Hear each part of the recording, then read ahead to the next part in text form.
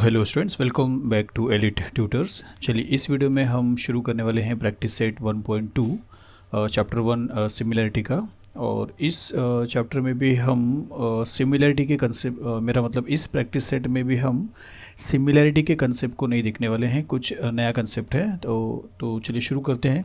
तो देखिए practice set 1.2 में हमको थ्योरम्स के बारे में समझना है और टोटल हमको 4 थ्योरम्स समझना है। थ्योरम तो हम नहीं करने वाले, लेकिन 4 थ्योरम से का जो रिजल्ट है उसको समझना है। देखिए थ्योरम क्या है, basic proportionality theorem. B capital है, पी आप कैपिटल लिखिए और टी अगर आप कैपिटल लिखिए तो इस पूरे थ्योरम को आप शॉर्ट फॉर्म में बोल सकते हो BPT, इसको ऐसा बोल सकते हो, ये अलाउड है। बाय BPT आप ऐसा लिख सकते हो या बेसिक प्रोपोर्शनैलिटी थ्योरम पूरा लिख सकते हो। तो एक थ्योरम ये है, दूसरा है कन्वर्स ऑफ BPT थ्योरम, मतलब इसका अपोजिट, थोड़ा सा उल्टा। और है फिर यहाँ पे थर्ड में property of an angle bisector of a triangle, और फोर्थ है property of 3 parallel lines and their transversals. तो देखिए हम थ्योरम नहीं करने वाले स्टूडेंट्स, क्योंकि थ्योरम के लिए एक नया वीडियो रहेगा स्टूडेंट्स, जिसके अंदर ये थ्योरम आपको बताया जाएगा, जिसमें से अगर बोर्ड पॉइंट ऑफ व्यू से आप देखते हो तो ये थ्योरम बहुत ज़्यादा इंपॉर्टेंट है, और उसके बाद ये थ्योरम इंपॉर्टेंट है, और ये नहीं है, और ये लीस्ट इंपॉर्टेंट है स्टूडेंट्स। ये ज़्यादा इंपॉर्टेंट नहीं है, लेकिन ये दोनों बहुत ज़्यादा इंपॉर्टेंट है, जिसमें से ये सबसे ज़्यादा इंपॉर्टेंट है। तो हम थ्योरम एक्चुअल में नहीं करने वाले, लेकिन मैं आपको बताया कि थ्योरम का एक वीडियो आएगा। तो थोड़ा सा एक कंसेप्ट बता रहा हूँ थ्योरम क्या होता है। जैसे देखिए अगर एक राइट एंगल ट्राइंगल है, उसका नाम ABC है, और आपको किसी ने बोला कि इसके अंदर पाइथागोरस का फॉर्मूला अप्लाई करिए, तो आप डायरेक्टली क्या करते हो, AC² which is equal to AB² plus BC², ये फॉर्मूला लिख देते हो स्टूडेंट्स डायरेक्टली। और हम इसका रीज़न लिखते हैं बाय पाइथागोरस थ्योरम। तो इसका मीनिंग क्या है कि पाइथागोरस जो मैथमेटिशियन थे, उन्होंने ये फॉर्मूला दुनिया को दिया था। पर ये फॉर्मूला जो है उनको किस तरह मिला, उन्होंने क्या क्या किया, क्या क्या चीज़ उन्होंने मतलब कैसा कैसा उन्होंने प्रोसेस किया कि उनको ये चीज़ मिला, तो वो थ्योरम के अंदर आता है। तो ये जो फार्मूला है वो पाइथागोरस थ्योरम का फार्मूला है, और थ्योरम के अंदर पाइथागोरस ने ये चीज़ कैसे लाया है वो हमको देखना पड़ता है। तो हम भी इस वीडियो में क्या करने वाले हैं, BPT में जो फार्मूला मिलेगा वो देखेंगे, कन्वर्स ऑफ BPT में जो फार्मूला मिलेगा वो देखेंगे, property of an angle bisector of a triangle में जो फार्मूला मिलेगा वो देखेंगे, और property of the 3 parallel lines and their transversals में जो फार्मूला मिलेगा वो देखेंगे। लेकिन हम थ्योरम नहीं देखने वाले, तो थ्योरम हम करेंगे कोई दूसरे वीडियो में। उसके बाद देखिए प्रैक्टिस सेट 1.2 में काफ़ी क्वेश्चंस हैं, तो मैंने सॉर्ट आउट के हिसाब से मैं आपको पढ़ाने जा रहा हूँ। मतलब पहले हम क्या करने वाले हैं, ये जो प्रॉपर्टी है, property of an angle bisector of a triangle, इसको स्टडी करते हैं, और इसके बेस पे जितने भी सम्स है 6, 7, 8 सम्स जो भी हैं 1.2 में वो करेंगे। उसके बाद फिर हम ऐसा करते चलेंगे। तो इस वीडियो में आप समझिए कि आपको property of an angle bisector का एक थ्योरम से जो फॉर्मूला मिलने वाला है, बस उसी को स्टडी करने वाले हैं, और उसके बेस पे जितने भी सम्स है वो आप कर लोगे तो आपको ये वाला जो कंसेप्ट है वो क्लियर हो जाएगा। तो चलिए शुरू करते हैं। तो property of an angle bisector of a triangle, और उसके अंदर देखिए सपोज अपने पास 3 ट्राइंगल है, और तीनों का नाम है, इसका नाम ABC है, इसका नाम PQR है, और इसका नाम XYZ है। हम लोग करने क्या वाले हैं, सिंस यहाँ पे लिखा है property of an angle bisector, तो एंगल बाइसेक्टर मतलब एंगल को हाफ करने वाला। तो यहाँ पे देखिए 3 एंगल है टोटल, ये एक एंगल है, ये दूसरा एंगल है, और ये तीसरा एंगल है। इस एंगल को अगर हम हाफ करेंगे तो लाइन यहाँ से जाएगा, इस एंगल को अगर हाफ करेंगे तो लाइन यहाँ से जाएगा, और अगर इस एंगल को हाफ करेंगे तो लाइन यहाँ से जाएगा। तो हम क्या करने वाले हैं, तीनों एंगल बाइसेक्टर जो है वो एक ही ट्राइंगल में ड्रॉ करके हम स्टडी नहीं करने वाले हैं। हम इस एंगल को बाइसेक्ट करेंगे, वो ये ट्राइंगल में देखेंगे, इस तरफ का एंगल जो बाइसेक्ट करेंगे उसको इस ट्राइंगल में देखेंगे, और इस तरफ का जो एंगल बाइसेक्ट करेंगे उसको हम इस तरफ देखेंगे, और फिर क्या हमको मिलता है वो देखेंगे। तो जैसे देखिए अगर इस ट्राइंगल में आपको यहाँ पे एक फॉर्मूला मिलने वाला है, वो आपको अच्छी तरह समझना है, कन्फ्यूज़न आपको रखना नहीं है, आपको अच्छे से समझना है, सो दैट आपको फॉर्मूला समझ में आ जाएगा, क्योंकि ट्राइंगल किसी भी तरह घुमा के आ सकता है एग्जाम में। तो चलिए ये ट्राइंगल है, और इस एंगल का अगर बाइसेक्टर की बात करें तो यहाँ से एक ऐसा रे जाएगा, जिसकी वजह से अगर रे जा रहा है जिसकी वजह से दोनों एंगल इक्वल हो गए, तो ये रे क्या हो जाएगा, इस एंगल को बाइसेक्ट कर देगा। और ये रे क्या कर रहा है, AC पे एक पॉइंट पे आके मिल रहा है, इंटरसेक्ट कर रहा है, जिस पॉइंट का नाम सपोज E है। तो यहाँ पे आपको एक रिलेशन मिलेगा साइड्स के ऊपर, वो आपको समझना है, मतलब एक फॉर्मूला मिलने वाला है। अब वो फॉर्मूला किस तरह लिखा जाएगा वो आपको देखना है। तो सबसे पहले देखिए आप ट्राइंगल के तीनों साइड को समझिए। ये 3 साइड है, एक साइड AB है, एक साइड BC है, और एक साइड AC है, जिसमें से ये जो एंगल बाइसेक्टर है ये AC वाले साइड को टच किया है। तो आपका पहला काम है कि जिस साइड को वो बाइसेक्टर टच करेगा उसको छोड़ दीजिए, उसको हटा दीजिए। तो आपके पास 2 साइड बचता है, एक AB और एक बी सी। तो आपको क्या करना है, A B upon B C इस तरह लिखना है, A B upon B C, या अगर आप चाहें तो उल्टा लिख सकते हैं, B C upon A B. तो पहले तो आप A B upon B C लिखिए, और फिर अगर आपको नहीं समझ में आ रहा है कि ये अपॉन ये लिखना है या ये अपॉन ये, तो आप चाहे तो B C upon A B भी लिख सकते हैं। दोनों में से सिर्फ एक करना है स्टूडेंट्स, दोनों नहीं करना है, दोनों में से या तो ये पैटर्न आप फॉलो करिए या तो ये पैटर्न। तो फिर से मैं बता रहा हूँ कि हमने ट्राइंगल का 3 साइड देखा था, जिसमें से एक साइड को छोड़ दिया था जिस पे वो बाइसेक्टर आके मिला था, और बाकी का जो 2 साइड बच रहा था, एक ए बी और बी सी, तो उसको हमने या तो A B upon B C करके लिखा या तो B C upon A B करके लिखा। उसके बाद देखिए क्या होता है, अगर हमने पहले वाले इसमें A B upon B C लिखा है, तो अब हमको क्या करना है, जो थर्ड साइड हमने छोड़ा था ए सी, उसको लेना है, लेकिन उसको 2 पार्ट में लेना है, एक ए ई और एक ई सी। तो अब हमारे पास यहाँ पे ऑप्शन क्या आ सकता है, देखिए एक ए ई अपॉन ई सी आ सकता है या ई सी अपॉन ए ई आ सकता है। तो वो डिसाइड करेगा यहाँ का साइड। अगर हमने ए बी लिया है तो ए बी से टच है ए ई, तो आपको ए ई अपॉन ई सी लिखना है। लेकिन ये कंडीशन में हमने ऊपर बी सी लिया है, बी सी, तो बी सी को टच ए ई नहीं है, बी सी को टच ई सी है, तो आपको यहाँ पे लिखना पड़ेगा ई सी अपॉन ए ई। तो ये 2 फॉर्मूला आपको, 2 नहीं सॉरी, ये 2 फॉर्मूला मैंने बोला है, लेकिन ये 2 में से आपको एक ही लिखना है, कोई भी एक लिखना है। तो उसका जो रूल मैंने बताया था वो याद रखिए। यहाँ पे भी हम यही रूल यहाँ पे भी अप्लाई करने वाले हैं। एंगल बाइसेक्टर फ़र्क होगा कि इसको बाइसेक्ट करने की जगह पे इसको बाइसेक्ट करेगा। तो आपको सिर्फ पता लगाना है कि जैसा मैंने यहाँ पे फॉर्मूला बनाया था, यहाँ पे अगर बाइसेक्टर है तो किस तरह बन सकता है, और यहाँ पे अगर बाइसेक्टर है तो किस तरह बन सकता है। लेकिन 2 फॉर्मूला नहीं करना है, सिर्फ एक फॉर्मूला करना है। तो चलिए यहाँ पे देखते हैं, जैसे ये है angle bisector, angle P R Q का रे है, और ये दोनों एंगल इक्वल हो जाएगा, और इसका नाम है सपोज एस। तो यहाँ पे आप फॉर्मूला क्या बनाओगे, तो यहाँ पे मैं जैसे ब्लू कलर में हाईलाइट किया था, यहाँ पे नहीं करने वाला हूँ, सिर्फ आपको बता रहा हूँ। जैसे हमने यहाँ पे क्या किया था, ट्राइंगल का 3 साइड देखा था पहले, तो यहाँ पे भी देखिए ट्राइंगल का 3 साइड कौन सा, एक पी क्यू है, एक क्यू आर है और एक पी आर है। फिर मैंने बोला था कि जिस पे एंगल बाइसेक्टर आके टच होता है उसको आप छोड़ दीजिए। तो यहाँ पे भी एंगल बाइसेक्टर यहाँ से जाके इसको टच कर रहा है, पी क्यू को, तो आप पी क्यू छोड़ दीजिए। तो आपके पास 2 साइड बचता है, पी आर और क्यू आर। तो आपके पास 2 ऑप्शन भी बचता है, P Q upon Q R लिखिए या Q R upon P Q लिखिए, लेकिन दोनों में से कोई एक लिखना है। तो हम लिखने वाले हैं P R upon Q R, तो हम यहाँ पे लिखते हैं P R upon Q R. तो क्या होगा, देखिए P R upon Q R लिखा है, फिर अब वो जो थर्ड साइड हमने छोड़ा था पी क्यू वो लेना है। तो उस पर आपको इसके से 2 पार्ट करना है, एक पी एस और एक एस क्यू। तो क्या आप P S upon S Q लिखोगे या S Q upon P S लिखोगे, तो वो डिसाइड करेगा यहाँ पे कि ऊपर हमने क्या लिखा है। अगर हमने ऊपर पी आर लिखा है तो पी आर से जॉइंट पी एस है, तो हमको लिखना पड़ेगा पी एस अपॉन, फिर बच रहा है जो एस क्यू लिखना पड़ेगा, और ये फॉर्मूला आपका बन जाएगा। और सेम हमको करना है यहाँ पे, हमने ये एंगल देखा इस तरफ वाला, फिर इस तरफ वाला एंगल यहाँ पे देख लिया, और अब ऊपर वाला एंगल हम यहाँ पे देखने वाले हैं। तो सपोज़ यहाँ पे भी एक रे जा रहा है जो क्या कर रहा है, दोनों एंगल को मतलब इस एंगल को बाइसेक्ट कर रहा है, जिससे 2 एंगल इक्वल हो रहे हैं, और वो यहाँ पे आके एन पे मिल रहा है। तो यहाँ पे फिर से आपको वही करना है। इसका 3 साइड कौन सा, एक एक्स वाई है, एक वाई जेड है और एक एक्स जेड है, जिसमें से आपको वाई जेड छोड़ देना है बिकॉज उसके ऊपर वो बाइसेक्टर आके मिला है। तो आपके पास ऑप्शन है X Y upon X Z लिखना या X Z upon X Y लिखना। तो हम X Y upon X Z लिख रहे हैं, तो अगर हम यहाँ पे लिखते हैं X Y upon X Z, तो सिंस एक्स वाई लिखा है ऊपर एक्स वाई, तो आपको लिखना पड़ेगा Y N upon N Z. तो यहाँ पे लिखेंगे Y N upon N Z. तो ये आपको मिल जाता है फॉर्मूला। तो आपको एक एक फॉर्मूला ही लिखना है, और आपको ट्राइंगल का कौन सा एंगल बाइसेक्ट है वो ध्यान से देना है, देना मतलब देखना है। यहाँ पे एक चीज़ और आपको याद रखना है कि ये जब बाइसेक्टर था, या यहाँ पे चलिए यहाँ पे देख सकते हैं, जब इस रे ने इस एंगल को हाफ़ किया तभी आपको ये मिला है। अगर ये हाफ़ नहीं होता, सपोज़ करिए कि अगर ये 80 डिग्री का एंगल है और ये यहाँ पर यहाँ तक 30 डिग्री है या 35 डिग्री या 30 डिग्री है और ये 50 डिग्री है, तो ये चीज़ आपको नहीं मिलने वाला है। फिर ये अपॉन ये और ये अपॉन ये का वैल्यूज़ जो है वो आपको नहीं मिलेगा। तो ये तभी हो पाता है जब वो एंगल बाइसेक्ट करता है। तो इसलिए आपको एक चीज़ और याद रखना है कि सपोज़ अगर मैं सपोज़ ये रे बना है लेकिन ये चीज़ नहीं दिया है कि बाइसेक्ट कर रहा है या नहीं कर रहा है, और आपको पता लगाना है कि क्या ये रे इस एंगल को आधा किया या नहीं किया है, तब आप करोगे क्या, ये चीज़ चेक करोगे।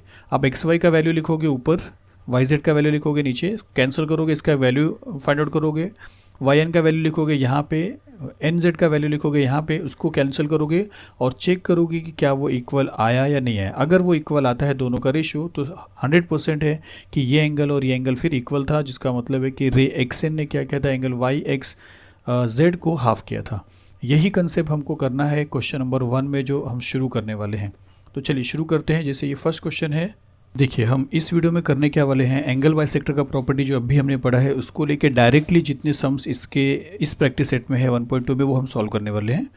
और उसमें देखिए फर्स्ट क्वेश्चन में अगर आप देखते हो तो 3 डायग्राम है। अगर आप टेक्स्ट बुक में देखोगे तो क्वेश्चन नंबर 1 में आपके पास 3 डायग्राम है, एक 1 करके, एक 2 करके और एक 3 करके, और तीनों के लिए ये एक ही क्वेश्चन है। तो क्वेश्चन देखिए क्या है कि given below are some triangles, तो 3 ट्राइंगल हैं and lengths of the line segments, और उसी ट्राइंगल के ऊपर लाइन सेगमेंट के जो लेंथ्स हैं वो दिए हुए हैं, मेजर्स दिए हुए हैं। हमसे बोला कि identify in which figure ray P M is the bisector of angle Q P R. तो जो 3 फिगर है, ये 3, इन तीनों फिगर में से ऐसा कौन कौन सा फिगर है जिसके अंदर ये जो पी एम है इसने क्या किया है, एंगल क्यू पी आर को हाफ किया है। मतलब देखिए यहाँ पे कोई सिंबल नहीं है, आइडेंटिकल मार्किंग नहीं है, जिसकी वजह से हम ये बोल सकते हैं कि पीएम जो है वो इस एंगल को हाफ किया या पीएम जो है वो इस एंगल का बाइसेक्टर है। क्योंकि जब तक यहाँ पे आइडेंटिकल मार्क नहीं देगा आप नहीं बोल सकते। और हमसे यही पूछा भी है कि आप पता लगाओ कि क्या ये बाइसेक्ट कर रहा है या नहीं कर रहा है। यही पीएम क्यू पी आर का बाइसेक्टर यहाँ पे है या नहीं है वो पता लगाना है। और वही चीज़ यहाँ पे भी देखिए पीएम क्यू पी आर का बाइसेक्टर है या नहीं है, और थर्ड वाले में भी पीएम क्यू पी आर का बाइसेक्टर है या नहीं। मतलब सब में ट्राइंगल का नाम उसी तरह दिया है जिस तरह ताकि ये सारी चीज़ सब में सेम हो जाए। तो ये कैसे होगा स्टूडेंट्स, अगर हम एंगल बाइसेक्टर का जो प्रॉपर्टी हमने पढ़ा है अगर वो देखेंगे तो अगर ये बाइसेक्टर है तो इसका मतलब है ये अपॉन ये इसका वैल्यू और ये अपॉन ये का वैल्यू सेम आना चाहिए, तब ये बाइसेक्टर रहेगा। अगर बाइसेक्टर नहीं रहेगा तब तो ये रिलेशन नहीं होना चाहिए। तो हम वही करते हैं, पहले वैल्यूज़ निकाल के चेक करते हैं कि इक्वल मिल रहा है क्या नहीं। अगर मिल रहा है तो हम बोलेंगे कि देयरफॉर ये बाइसेक्टर है, और अगर नहीं मिलेगा तो हम बोलेंगे नहीं है बाइसेक्टर।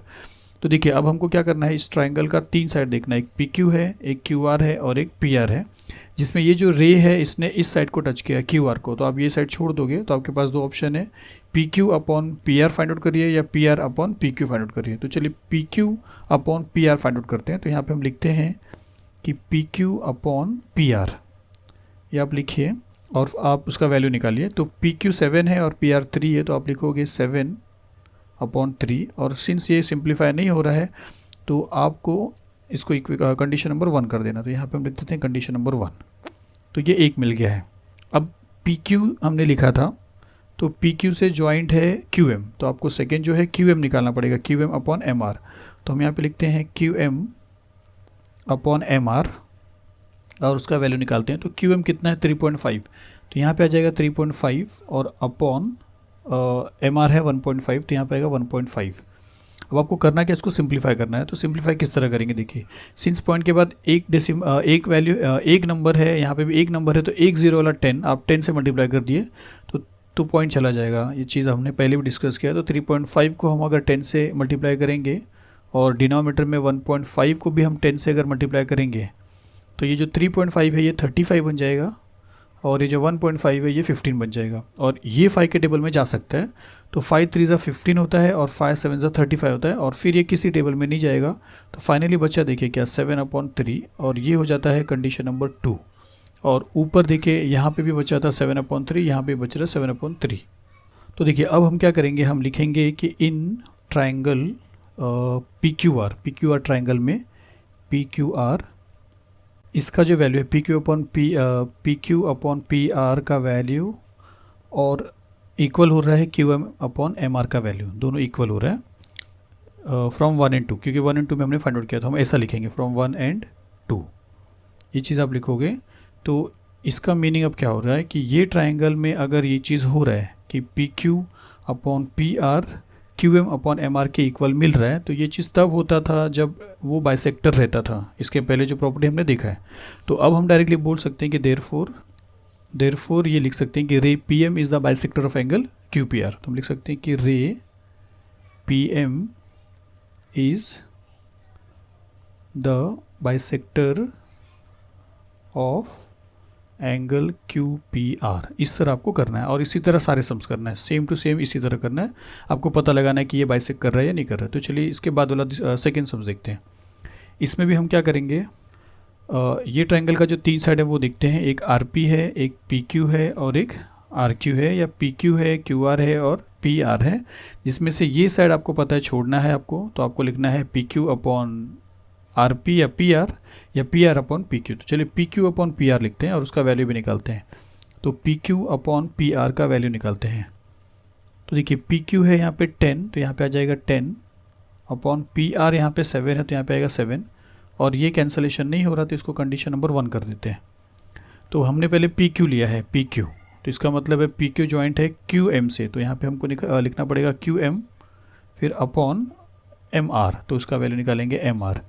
अभी क्यू एम जो है वो आपको 8 दिया है और एम आर आपको 6 दिया है, तो यहाँ पे 8 आ जाएगा और यहाँ पे आ जाएगा 6, और ये 2 के टेबल में जा रहा है, तो 2 के टेबल में कैंसिल करते हैं, 2 3 ज़ा 6 और 2 4 ज़ा 8, और फर्दर ये पॉसिबल नहीं हो रहा है तो 4/3 बच रहा है, तो इसको कर देते हैं कंडीशन नंबर 2। और दोनों से आपको ये पता लग रहा है कि ये दोनों का वैल्यू सेम नहीं है, और अगर ये दोनों का वैल्यू सेम नहीं है तो समझ जाइए कि ये जो रे है वो एंगल को एग्जैक्टली हाफ ऑफ नहीं कर रहा है। तो हम यहाँ पे लिखेंगे कि in triangle P Q R, सबका नाम तो सेम ही है, तो in triangle P Q R, P Q upon P R का ratio, P Q upon P R का रेशो और Q M upon M R का जो रेशियो है वो इक्वल हमको नहीं मिला। फ्रॉम 1 एंड 2 बता सकते हैं कि फ्रॉम 1 एंड 2 से हम ये बोल सकते हैं from 1 and 2।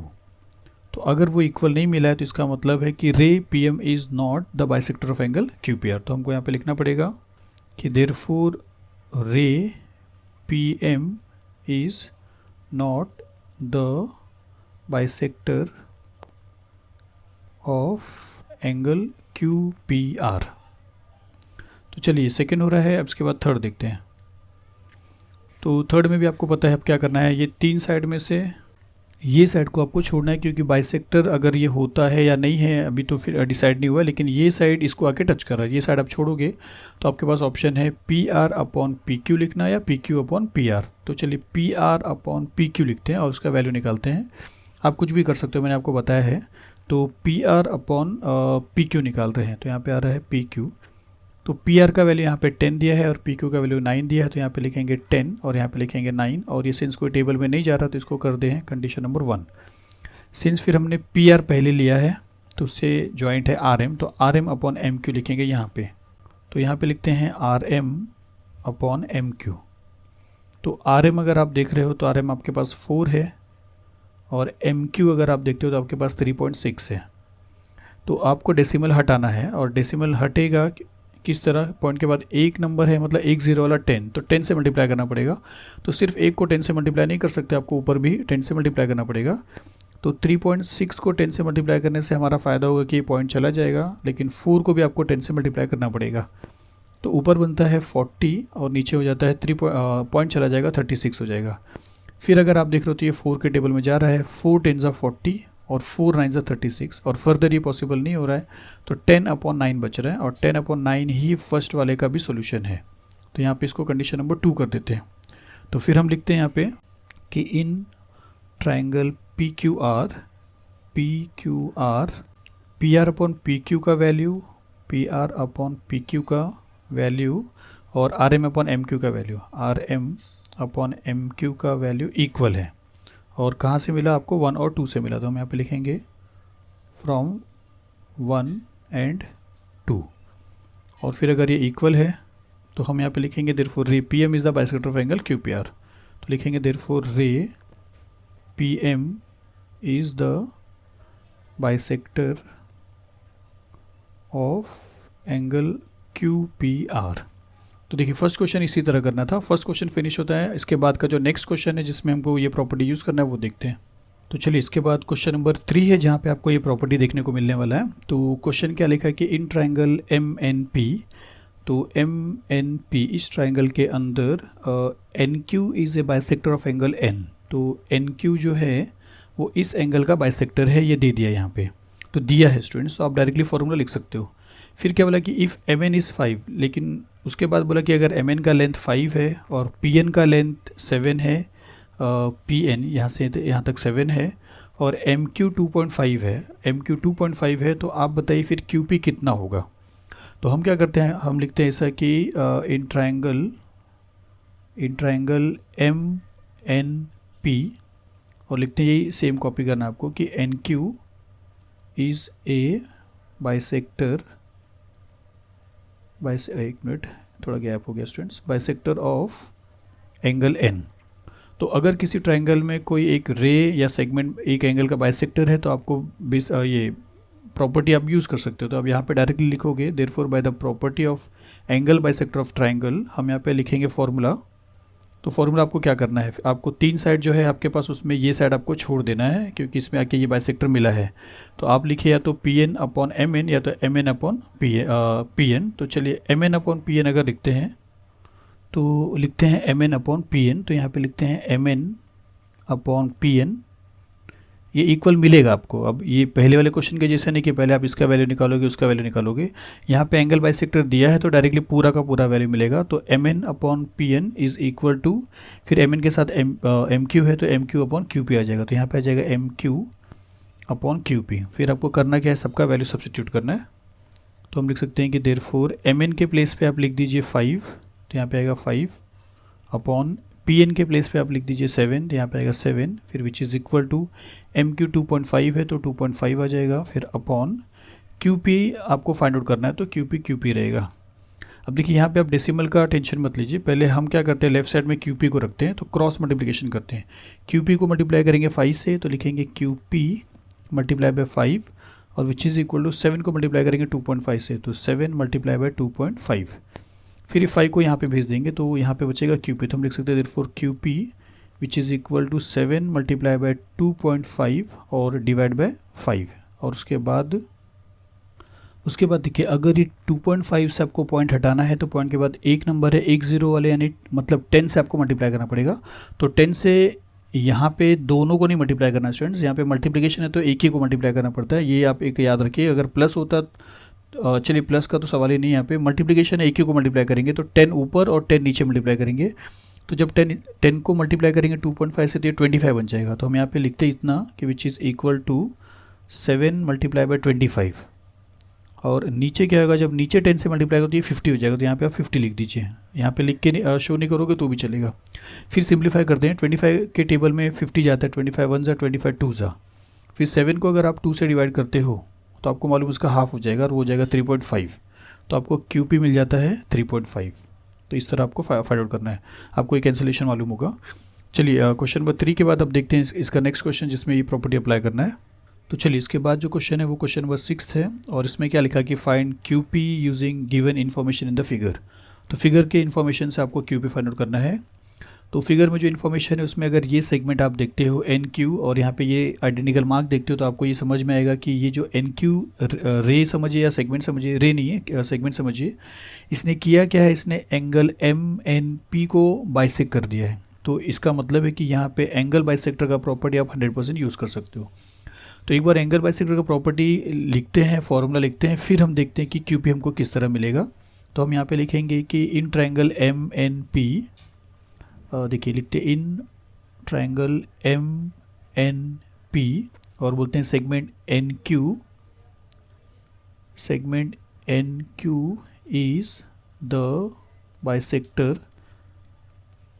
Bisector of angle, ये एंगल को हाफ कर रहा था। आप एंगल एन भी लिख सकते हो एक लेटर में, या आप लिख सकते हो एंगल एम एन पी, तो आप लिख सकते हो एंगल एम एन पी, और फिर आपको वही प्रॉपर्टी लिखना है। तो यहाँ पे लिख सकते हो therefore by the property of an angle bisector of A triangle, आपको क्या मिलेगा। देखिए फिर से वही है कि 3 साइड कौन सा, एक एम एन, एक एन पी और एक एम पी, जिसमें से एम पी आप छोड़ दोगे तो आप 2 साइड आपके पास बचता है एम एन और एन पी, तो आप लिख सकते हो M N upon N P. तो यहाँ पे हम लिखेंगे therefore M N upon N P is equal to, फिर एम एन लिया है पहले तो आएगा M Q upon Q P, तो आ जाएगा M Q upon Q P, और यही क्यू पी है जो आपको फाइंड आउट भी करना है। तो एम एन का वैल्यू आपके पास है 25, तो आप यहाँ पे लिख सकते हो 25 अपॉन एन पी का वैल्यू आपके पास है 40, तो यहाँ पे लिख सकते हो 40 which is equal to M Q का वैल्यू भी आपके पास है 14, तो लिख सकते हो 14, फिर अपॉन क्यू पी नहीं है तो क्यू पी को क्यू पी लिख देंगे। क्रॉस करते हैं, उसके बाद सिंप्लीफाई करेंगे तो क्यू पी को 25 से मल्टीप्लाई करना पड़ेगा, तो Q P multiply by 25 which is equal to 14 को 40 से मल्टीप्लाई करना पड़ेगा, तो 14 मल्टीप्लाई बाय 40, फिर 25 को यहाँ पे भेजेंगे तो यहाँ पे सिर्फ क्यू पी बचेगा। तो Q P which is equal to 14 multiply by 10 जो इस तरफ का है, सॉरी 40 अपॉन ये 25। तो 5 के टेबल में ये दोनों जा रहा है तो 5 5 ज़ा 25, 5 8 ज़ा 40। फिर आपको इन दोनों को मल्टीप्लाई करके 5 से डिवाइड करना है। और सिंस यहाँ पे कुछ वैल्यूज़ पॉइंट में दिए नहीं, तो आपको फ्रैक्शन में नहीं रखना है, आपको पॉइंट्स में आएंगे तो भी चलेगा। तो हम क्या करेंगे, यहाँ पे लिखेंगे therefore QP which is equal to 14 को 8 से मल्टीप्लाई करेंगे तो 8 4 32, 2 3 8 1 8 9 10 11, तो 112 आएगा। और उसको आपको डिवाइड करना है 5 से, तो 5 2 10 हो जाएगा, 1 बचेगा, 5 2 10 हो जाएगा, 2 बचेगा, पॉइंट लेंगे तो 0 हो जाएगा, 5 4 20 हो जाएगा। तो देयरफॉर QP का जो वैल्यू है वो आपको मिल जाता है 22.4, और इस तरह से आपको QP का वैल्यू मिलता है। तो चलिए अब इसके बाद वाला नेक्स्ट क्वेश्चन देखते हैं। चलिए नेक्स्ट क्वेश्चन है क्वेश्चन नंबर 8, और इसमें क्या लिखा है कि ट्राइंगल LMN, इस ट्राइंगल के अंदर रे MT बाइसेक्ट्स एंगल LMN। तो रे MT जो है वो एंगल LMN को बाइसेक्ट कर रहा है। और if LM is 6, MN is 10, और TN is 8, then find LT। तो LT आपको फाइंड आउट करना है, बहुत सिंपल है। हम सेम वही करेंगे, लिखेंगे इन ट्राइंगल LMN, ये वाला स्टेट यहाँ तक आपको लिखना है। तो लिखेंगे कि इन ट्राइंगल LMN, फिर लिखेंगे कि रे MT बाइसेक्ट्स एंगल LMN, और फिर आप प्रॉपर्टी लिखोगे कि therefore by the property of an angle bisector of triangle. तो देखिए आपको फॉर्मूला मिलेगा LM/MN। तो यहाँ पे हम लिखते हैं LM/MN which is equal to LT/TN। तो यहाँ पे मिलेगा LT/TN। फिर आप वैल्यू यहाँ पे भी लिखिए, LM का वैल्यू है 6, तो यहाँ पे लिख सकते हैं देयरफॉर 6/MN है 10, तो यहाँ पे आएगा 10 which is equal to LT हमारे पास नहीं है तो LT सेम रहेगा। फिर अपॉन TN 8 है तो यहाँ पे आएगा 8। फिर क्रॉस करते हैं, LT को 10 से मल्टीप्लाई करते हैं तो लिखते हैं LT multiply by 10 which is equal to 6 को 8 से मल्टीप्लाई करें तो 6 × 8। फिर 10 को वहाँ पे भेजेंगे तो therefore LT which is equal to 6 multiply by 8 divide by 10। तो यहाँ पे हो सकता है therefore LT which is equal to 6 8 = 48 divide by 10 से डिवाइड है कोई चीज़ 100 से है 1000 से, तो आपके लिए कोई ज़्यादा प्रॉब्लम नहीं है। एक 0 है तो एक के बाद पॉइंट डाल देना है, इस तो ये हो जाएगा 4.8। तो देयरफॉर LT मिल जाएगा आपको 4.8। और बाकी अगर आप 2 के टेबल में 2 3 = 6 2 5 = 10 ऐसा भी करेंगे तो आपको लास्ट में 4.8 ही आने वाला है। चलिए 8th क्वेश्चन था। इसके बाद इस वीडियो में हम ये लास्ट क्वेश्चन देखने वाले हैं जो इस इस प्रॉपर्टी को लेकर डायरेक्टली क्वेश्चन पूछा था। तो देखिए इसमें थोड़ा सा इंटरेस्टिंग कर दिया और कुछ भी नहीं है वही चीज़। यहाँ पे क्या लिखा है कि in triangle ABC segment BD bisects angle ABC। तो BD बाइसेक्ट्स एंगल ABC दिया है और यहाँ पे सिंबल भी दिया है। फिर क्या बोला कि AB x है, AB अगर x है, BC x + 5 है, BC x + 5 है, AD x - 2 है, AD अगर x - 2 है, और DC x + 2 है, DC x + 2 है, तो find the value of x। तो सिंस से नंबर में नहीं था इसके लिए आपको चारों का नंबर दिया है। तो हम यहाँ पे लिखते हैं सेम कि in triangle ABC segment BD bisects angle ABC, और फिर आपका प्रॉपर्टी जाएगा therefore by the property of angle bisector of a triangle आपको क्या मिलेगा, AB/BC which is equal to AD/DC। फिर आप क्या करोगे, AB के प्लेस पे लिख दोगे x, तो यहाँ पे आ जाएगा x। फिर अपॉन BC के प्लेस पे आप लिख दोगे x + 5, तो यहाँ पे आ जाएगा x + 5। फिर which is equal to AD के प्लेस पे आ जाएगा x - 2, तो यहाँ पे आ जाएगा x - 2। फिर अपॉन DC के प्लेस पे आ जाएगा x + 2, तो यहाँ पे आ जाएगा x + 2। फिर आपको क्रॉस करना है, तो x को x + 2 से मल्टीप्लाई करेंगे तो हम लिखेंगे यहाँ पे therefore x multiply by x + 2, फिर विच इज़ इक्वल टू इन दोनों को मल्टीप्लाई करेंगे तो x - 2 मल्टीप्लाई बाय x + 5। फिर आपको उसको सॉल्व करना है। तो x को x से मल्टीप्लाई करेंगे तो x का स्क्वायर हो जाएगा, प्लस x को 2 से मल्टीप्लाई करेंगे तो 2x हो जाएगा। यहाँ पे x को x से मल्टीप्लाई करेंगे तो x का स्क्वायर हो जाएगा, x को +5 से मल्टीप्लाई करेंगे तो +5x हो जाएगा, -2 को x से मल्टीप्लाई करेंगे तो -2x हो जाएगा, और -2 को +5 से मल्टीप्लाई तो -+ हो जाएगा, और 2 5 = 10 हो जाएगा। फिर उसके बाद देखिए कि ये प्लस एक्स स्क्वायर है और इक्वल के उस तरफ भी एक प्लस एक्स स्क्वायर है, अगर वो इस तरफ आता है तो माइनस एक्स स्क्वायर हो जाएगा, तो x square minus x square cancel हो जाएगा। तो आप उसको लाइए या आप डायरेक्टली यहाँ पे ऐसा कैंसिल कर दीजिए, दोनों भी चलेगा। तो यहाँ पे बचता है प्लस 2x और इक्वल के वो साइड प्लस 5x है और माइनस 2x है। तो एक काम करते हैं, विच इज़ इक्वल टू लिखते हैं, प्लस 5x और माइनस 2x को सॉल्व कर लेते हैं। तो प्लस और माइनस माइनस हो जाएगा, तो 5x में से 2x गया तो 3x बचेगा। तो यहाँ पे लिखेंगे प्लस 3x और फिर वहाँ पे है माइनस 10। फिर आप क्या करिए, प्लस 3x को यहाँ पे लाइए, तो ये है 2x, यहाँ पे ये आएगा तो माइनस 3x हो जाएगा और वहाँ पे बचता है माइनस 10। तो प्लस और माइनस माइनस होएगा, तो 2x में से 3x गया तो 1x आएगा, लेकिन ग्रेटर नंबर ये है तो माइनस 1x आएगा, मतलब माइनस x हो जाएगा, which is equal to minus 10 है तो वहाँ पे माइनस 10 रहेगा। और दोनों साइड माइनस साइन है तो आप डायरेक्टली कैंसिल कर सकते हो और देयरफॉर डायरेक्टली x का वैल्यू आपको मिल जाएगा 10। तो इस तरीके से आपको x का वैल्यू मिल जाता है।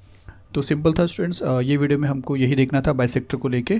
चलिए जल्दी ही नेक्स्ट वीडियो में मिलते हैं दूसरे कंसेप्ट को लेके। Thank you very much.